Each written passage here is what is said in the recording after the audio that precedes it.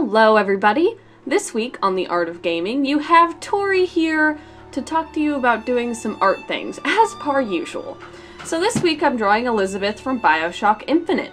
I know you guys didn't pick her, but I thought it would be a good idea, and the footage was mostly filmed when it was suggested that we let the audience pick what we draw next. So let's get started anyways.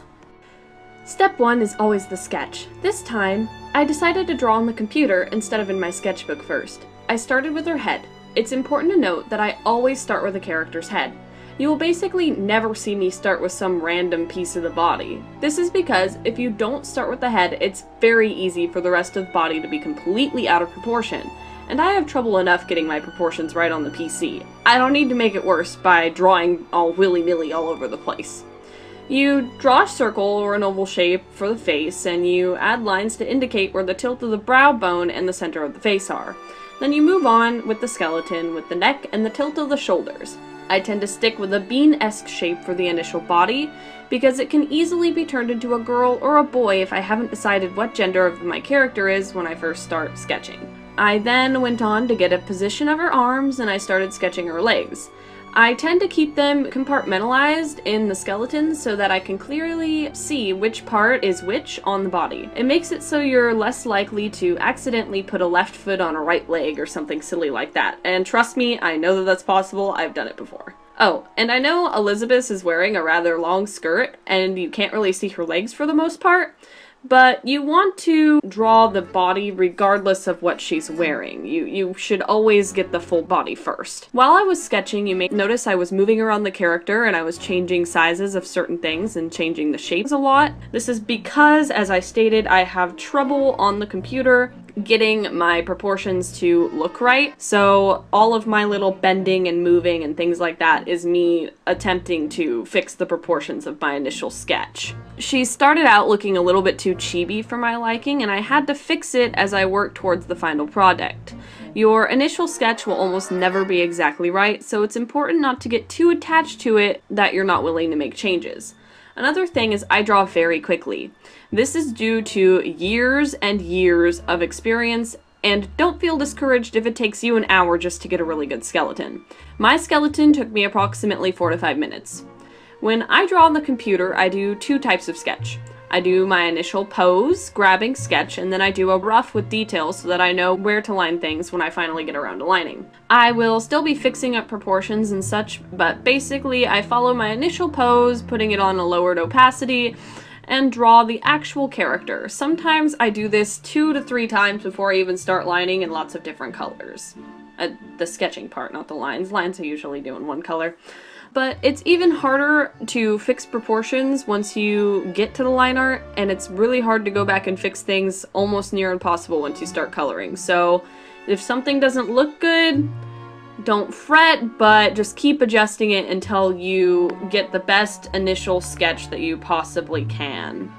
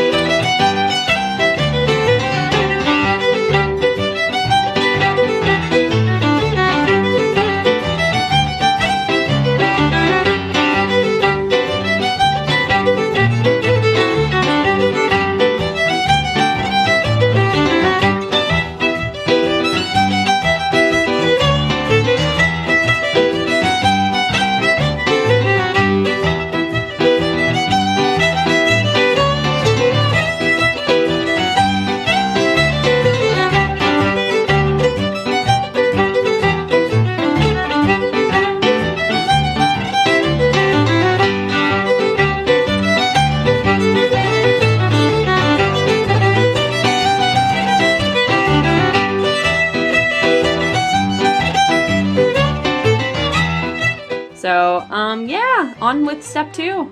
The step after sketch is always lines. I'm basically doing the exact same thing I've been doing all along for lines here. I came in with a high stabilizer and a dark blue color, and I went over my digital sketch as it was on a layer behind it with the opacity drop it down. I also did pull a couple of tricks, such as I copied and pasted her eyeball so it looked the same on both sides. Sometimes it's just easier than struggling to draw something to look exactly the same twice.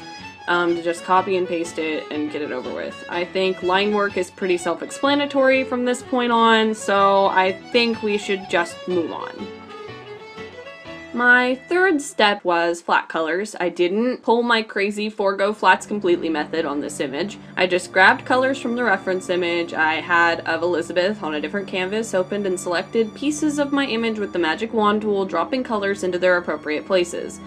Quick and easy, saves you the hassle of going back and having to hand draw all the flat colors. That can take absolutely forever. I used to do it. There was a time before I realized that selecting your line art made life a hell of a lot easier. Unfortunately, there really isn't much to say about flat colors. You don't use pure black or pure white, and that's really the only important note. Otherwise, go forth with reckless abandon and drop those flat colors where they belong. The second to last step in any image I draw is shading. This is my favorite step. It also definitely is the part that takes the longest. I can get a sketch down in roughly 5 to 10 minutes, but shading will at least take me 30, sometimes longer. It can take hours if you want something super rendered. I decided on a rather yellowy light source with the left of it open to make my shadows a sort of shade of blue. I think the colors harmonize really well in the initial palette of what Elizabeth is wearing, and I also decided to change the color of the lines of her lips for a darker reddish color. I did this because the blue lines just look silly when one of them was the entire indication of the top lip. I shaded according to the top frontal light source. It kind of looks like she's walking towards the light this way. It is a fairly basic lighting decision and should be fairly easy to map out the shadows based on what's falling away from the light and what is coming towards it. Her nose has some highlights on it because it is coming towards us. Her eyes have shadow under the eyebrow because they are falling away. Her back shoe is much darker than the front shoe because it is farther away from the light. Another important note, I only really use the watercolor tool for shading. I like the effect it has, and I tend to stick with it for the way it does skin and other such things. So you'll really only see me sticking with the watercolor tool. Occasionally I will grab the pen tool and make a hard line that I will almost immediately be softened with a blur to make it some more distinct shadow edges, because there are hard shadows and soft shadows, like core shadows and cast shadows. A cast shadow is going to be hard, it's going to be exact, you're going to be able to see exactly what's going on, whereas a core shadow is going to be soft, it's going to roll with the form. My coloring style is very soft and is pretty high contrast to Steph's cell shading, so I don't utilize a lot of cast shadows.